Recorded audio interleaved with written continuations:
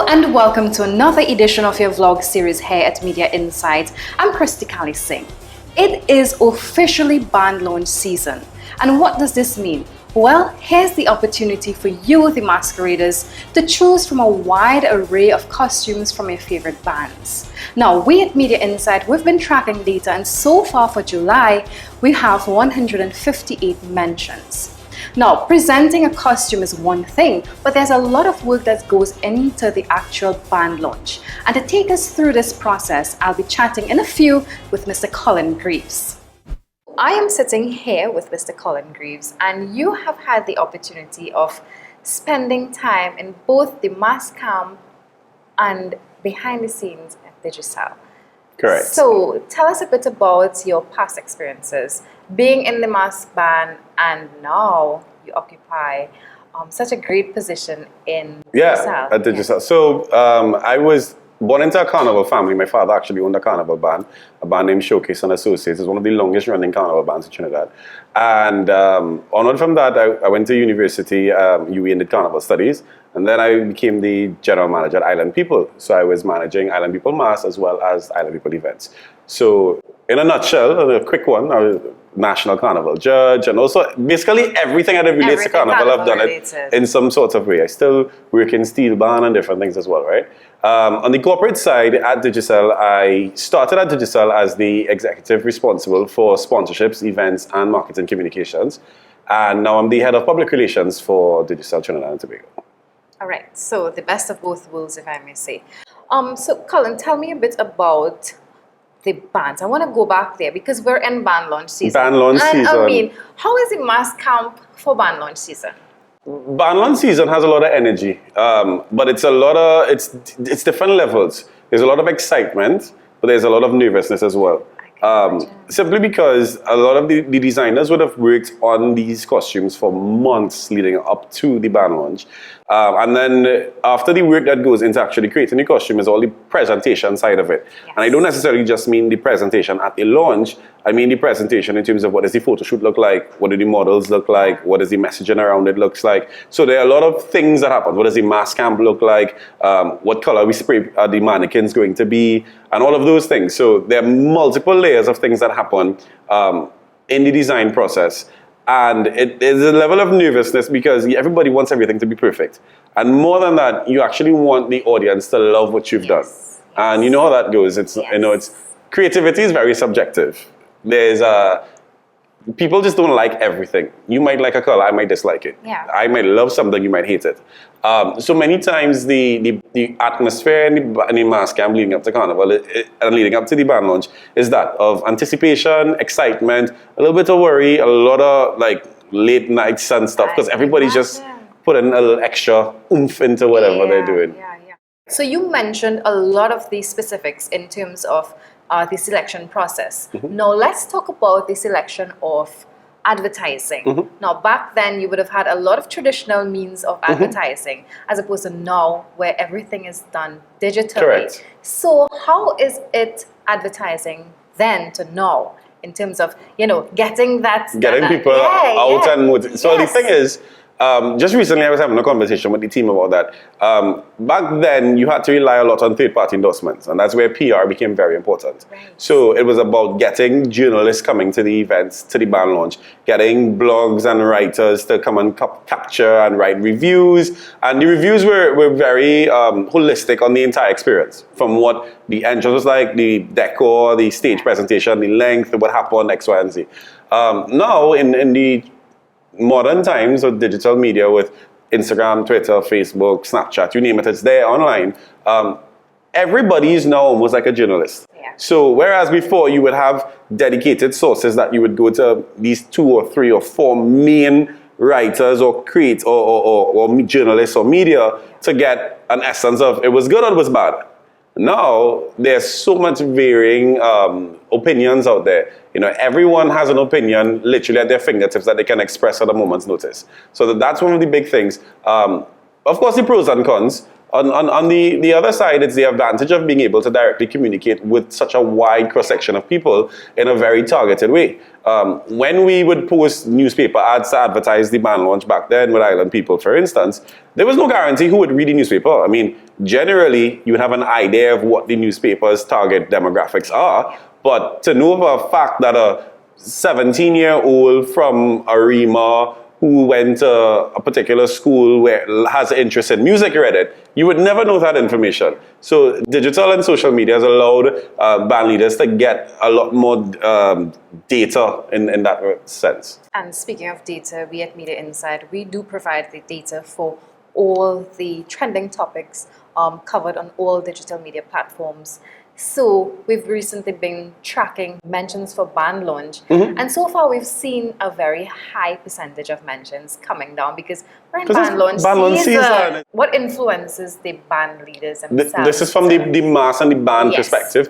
Well, a couple of things. One, you want to be topical. Right. So you want to be irrelevant. So you're trying to find themes and stuff that would speak to the audience that you're going after. So if you are going after a younger audience, you want to find something that you think they can relate to. So I remember in the past we would have seen Yuma done things like video games, for instance, because they would have that appeal versus we would see Lost Tribe take it a different direction because their demographic is different. So I would say one, the relevance of the target demographic you're going after, you have to be very clear on who's your audience. You have to know that my audience, this age group, this amount of people, with these friends who lie in these circles, because that definitely will impact the type of materials used, the colors that you have in your band, the shapes and patterns. Remember, Carnival has always been very closely linked to design and fashion. So what's trending in those fairs? And then on the flip side, there's also the juxtaposition to that. So sometimes you want to just go completely on the other side. You're like, when everybody's doing this, and in order for you to stand out, let me just do something different and just flip the script and go completely the other way. So I always find that that's an interesting balance. It comes down, of course, to the creative director of the band, to the direction that the designers are given. And that's why most bands would have one person who would kind of lead that vision of, yeah, guys, this is what we're doing this year. This is the feel, the aesthetic of what we're going for, whether it be pastels or whether it be shiny stuff, whether it be sharp lines. And all of these things actually do come together in the design process. So when designers are briefed on what the band is looking for to enhance the theme, they're given all of these things. Sometimes they're given a mood board, they're given swatches of the types of materials that the creative director might want to see in the band. Shapes and patterns, sometimes I've seen where bands say, okay, we're doing a lot of wings this year. Okay, guys, let's not do plenty feathers, we're going to do a lot of fabrics. Okay, let's do straight lines, let's do spikes, So there are a lot of different things that come in, and it comes from what's trending, what the target demographic, because it's always all about the customer. You're not going to create a costume that you don't think the customer's going to like. This is why I ask you to put on your PR hat, or is it always on? It's always on, never really comes off. I just kind of move it to the side a little bit. It's just a little fixed properly here now. All right, so let's talk about ROIs, and how do partners benefit from ROIs? So the return on investment is again, I come back to very subjective. It varies from company. You have to know what you're looking for and looking at from the start of your relationship. What does success look like for you? Yeah. So people sponsor for various reasons. So even here at Digicel, we have different levels of sponsorships. So we have philanthropic sponsorships. We have investments in things like our Digicel Foundation.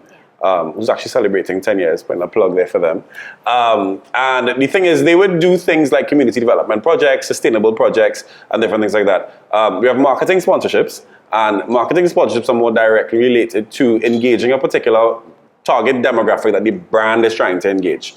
So with the various bands, remember I mentioned before that the bands would have their masqueraders that would fit a particular demographic very distinctly. If you look at the cross-section of Carnival bands, you might know some are older, some are younger, some have different energies, right? Based on the products and the suite of products we have, they will be targeted toward those different segments of customers as well. So it might be something as working with a band to get brand recognition or brand affinity of a particular product. So let's say we might be promoting one of our bundles or we might be promoting one of our plans specific to that, or getting people on the network. All of those things, what we would look at is we'll have a set target at the start of the season, and we would say, okay, cool, from our engagement with this activity, we are looking to get this amount of leads, we want to get this amount of people with the brand, we want to be out in the streets, we want to be a part of their positive recall and their memory, so that they tag us in their stories. So there are numerous metrics that we would look at. Some might be social media mentions. Some might be how many times we appear in something. Others might be how many people buy a particular plan that's assigned to a particular band. So how many people download scan a QR code or type in a code that's in their goodie bag, for instance. So there are multiple things.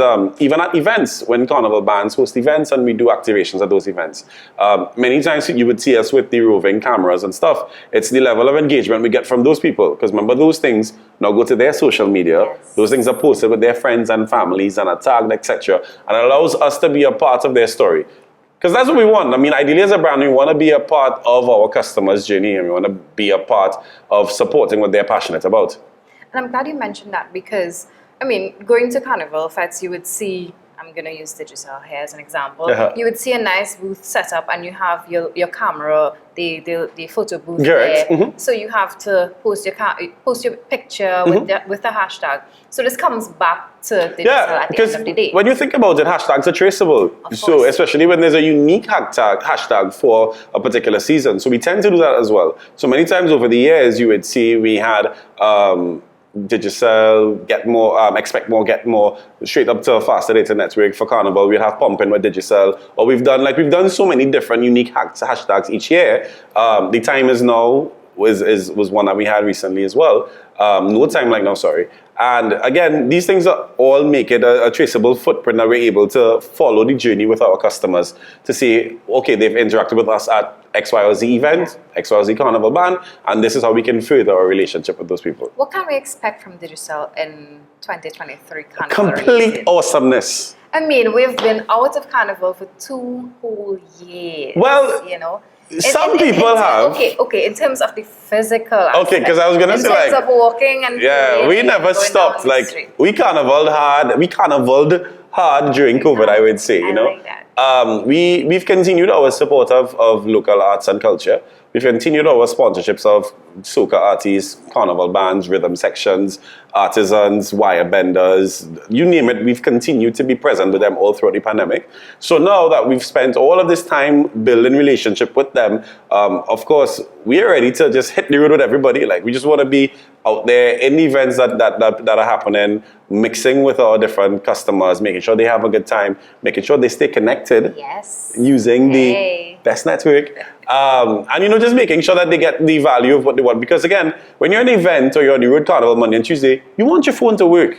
You want to be able to take your selfies. You want to be able to go live on Instagram and share your memories in real time with your friends and your family. And that's where a brand like Digicel comes in. And that's why we're a part of all of these things. Because we really want to show the customers that, you know, we're a part of this, adding the service that you need to make sure that the moment you're living in, that you can share with the wider world. If you had to choose between PR and going back to the mass camp, what would you do? I had to ask. I just had to ask. I can't choose, and this is not a cop-out, this is why. Because I've never left either. Like, my heart has always been in a mass camp. I was literally born the week of Carnival. Yeah, I was born the week of Carnival. So my golden birthday, on the 19th of February 1919, was Carnival Monday.